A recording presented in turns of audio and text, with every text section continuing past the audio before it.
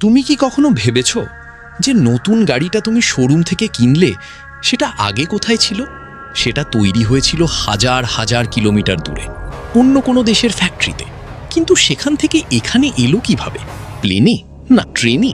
না, এমন একটা জাহাজ যেটার ভেতরটা দেখতে একদম একটা উড়ন্ত পার্কিং লটের মতো। এর নাম হলো roro ship, roll on roll off. ভাবো, একটা ১৩ তলা পার্কিং, কিন্তু এটা মাটিতে না, সমুদ্রের মাঝে ভাসছে। একটা জাহাজেই ধরে ৮,০০০-এরও বেশি গাড়ি।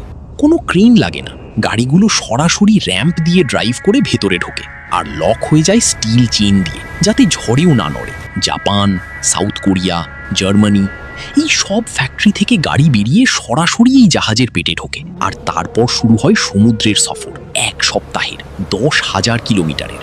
যখন এই জাহাজ কলকাতা বা মুম্বাই পোর্টে এসে দাঁড়ায়, র্যাম্প খুলে আর একটার পর একটা বেরিয়ে আসে সেই গাড়ি যেটা তুমি শোরুমে দেখেছিলে।